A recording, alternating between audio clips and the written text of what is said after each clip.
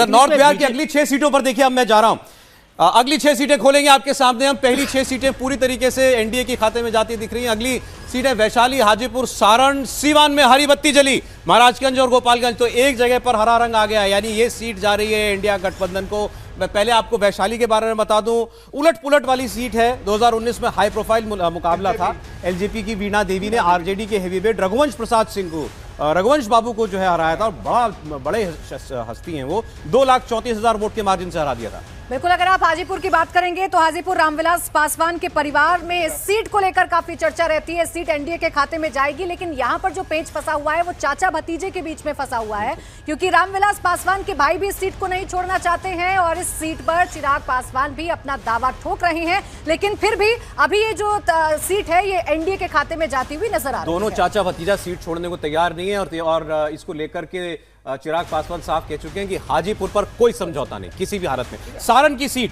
BJP के प्रवक्ता और पूर्व केंद्रीय मंत्री राजीव प्रताप रूडी सांसद हैं, यहां से 19 में ये सीट उन्होंने 1,38,000 वोट से निकाली थी। ये सीट एक बार फिर से एनडीए के पास जाती हुई दिखाई दे रही है। बीजेपी कोई सीट मिलेगी इस बार राजीव प्रताप रूडी का टिकट कटना लगभग तय है सारण से।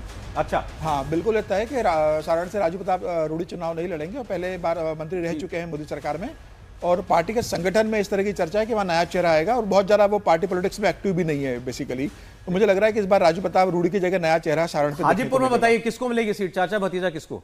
देखिए, अब हाजीपुर को लेकर अब जम्मू के जो सांसद है अभी रामविलास पासवान के बेटे चिराग पासवान, वो दावा कर रहे हैं और उनका कहना है कि जमुई से मैं चुनाव लड़ूंगा और हाजीपुर से रामविलास पासवान की पत्नी और उनकी मदर चुनाव लड़ेगी। जबकि चाचा का कहना है कि मैं वहां से सांसद हूं और पार्टी का अध्यक्ष भी मैं हूं, अभी पार्टी उनके पास चली गई है, तो वहां दावा कर रहे हैं। भारतीय जनता पार्टी इन दोनों के बीच समझौता कराने की कोशिश कर रही है, क्योंकि अगर दोनों अलग लड़ेंगे तो नुकसान उठाना पड़ेगा पासवान वोट्स का, जो 6-6.5% के करीब है। तो मुझे लग रहा है समझौता होगा, आखिर में भारतीय जनता पार्टी दोनों के बीच समझौता कराएगी।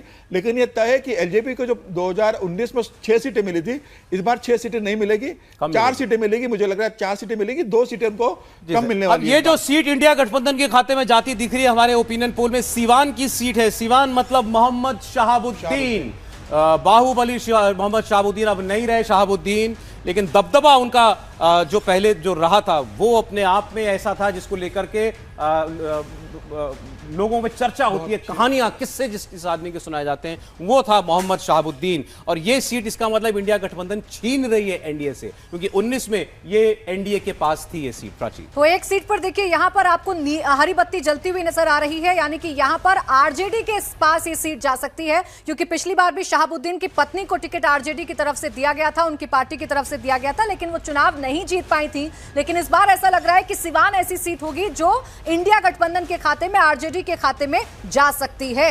अगली सीट महाराजगंज की अगर बात करेंगे, एक बार जरा अगर सिवान पर हम लोग और बात कर लें, फिर भावेश को लाना चाहते हैं। क्या बदल रहा है सिवान में ऐसा? 19 में बीजेपी ने निकाल ली सीट, आपके सर्वे में ये दी गई आरजेडी को।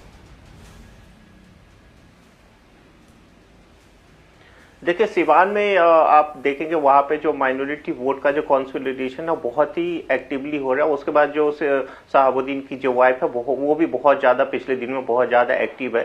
दूसरी तरफ देखेंगे जो जेडीयू का जो कैंडिडेट है वहां पे वो उनके खिलाफ बहुत ही ज्यादा एंटी इनकम्बेंसी देखा जा रहा है। तीसरी बात ये है कि जिस तरह अभी हम लोग बात करते थे तेजस्वी यादव बहुत एक्टिव है, तो उनका उन चुनिंदा सीटों पे बहुत ही ज्यादा फोकस है जो वो पहले से जीतते आ रहे। जैसा कि आपको पता है शहाबुद्दीन पहले से वहां पे बहुत 2-3 बार वहां पे चुनाव जीते हुए, तो उनके लिए वो एक सीट ऐसा माना जाए जो वो जीत सकते हैं बहुत, यदि वेव इलेक्शन हो तब भी। तो इसीलिए वहां पे एक देखा जाए बहुत टाइट फाइट है, मैं अभी भी कह रहा हूँ बहुत टाइट फाइट है वहां भी। लेकिन सिवान सीट ज्यादा एक्सपेक्टेड है कि इस बार आरजेडी की कोटे में जाएगी, यानी मुस्लिम वोट जो है वो कंसोलिडेट होगा। विजय जी, माइनॉरिटी कंसोलिडेशन जो है ना, वो इस सीट के लिए बड़ा फोकस बात है कि वहाँ पर सिवान में माइनॉरिटी वोट का कंसोलिडेशन है। और वहाँ पर जैसे उत्तर प्रदेश में भारतीय जनता पार्टी कई जगह रिवर्स पोलराइजेशन कर लेती है माइनॉरिटी डोमिनेंट सीट पे, वो बिहार की सिवान सीट पे होना मुमकिन नहीं लगता है। तो ये सीट, एक सीट ऐसी है जो एनडीए से छिटक कर उधर इंडिया गठबंधन के खाते में जाती है। मैं एक चीज और जोड़ दूं, जैसे विजय जी कहे थे माइनॉरिटी देखिए, माइनॉरिटी कंसोलिडेशन के अलावा ये भी जरूरी है। माइनॉरिटी कंसोलिडेशन होता है, लेकिन आपको ये भी देखना कि जो जेडीयू की तरफ से जो कैंडिडेट है या अभी जो एमपी होंगे वहां पे, उनके खिलाफ बहुत ज्यादा माहौल है। आपको देखा अभी बहुत ज्यादा सहज नहीं है एनडीए में पूरी जेडीयू और वो सब चीजें अभी है नहीं। अभी 1 महीने पहले आए हैं, तो अभी बहुत ज्यादा एक्सेप्टेबल नहीं है कि लोग बीजेपी के लोग भी उनको एक्सेप्ट करें, उस तरह जिताने की कोशिश करें। हो सकता है आने वाले दिन में कुछ माहौल बदल जाए, पर बहुत ज्यादा चांसेस उसके बहुत कम है कि वो सीट को रिटेन कर पाए एनडीए पर। देखिए, हमने जो अब तक 12 सीटें खोल दी हैं आपके लिए सर्वे में, उसमें से 11 एनडीए के पास जाती दिख रही है और एक सीट अभी सिवान की हमारे सामने आई है जो इंडिया गठबंधन और मोस्ट प्रोबेबली आरजेडी को सीट मिलेगी। आरजेडी इस सीट को निकाल सकती है। तो अभी भी आप एक तरफा आप देख रहे हैं कि नतीजे ओपिनियन पोल के दिख रहे हैं एनडीए के पक्ष में, लेकिन जो टारगेट था पिछली बार वाला 39 का, उसको छूना जो है वो अभी भी देखना होगा ये बीजेपी कर पाती है कि नहीं कर पाती। बिल्कुल, अगली 2 सीटें महाराजगंज और गोपालगंज, यहां भी भारतीय जनता पार्टी के लिए कोई मुश्किल नजर नहीं आ रही है, एनडीए के लिए कोई मुश्किल नजर नहीं आ रही है। महाराजगंज की बात करें तो बीजेपी के जनार्दन सिंह सिग्रीवाल ने ये सीट 2.25 लाख वोटों से जीती थी। वहीं गोपालगंज की अगर आप बात करेंगे तो लालू का परिवार इस सीट पर अपना दावा करता है, लेकिन ये सीट अब सुरक्षित सीट हो गई है। 19 में जेडीयू के आलोक सुमन ने इस सीट आरजेडी के सुरेंद्र राम को 2,80,000 वोट से हराकर जीती थी। तो आप ये समझ सकते हैं कि फिलहाल जितनी भी सीटें हमने आपके सामने खोली हैं, 12 सीटें हमने आपके सामने खोल दी हैं,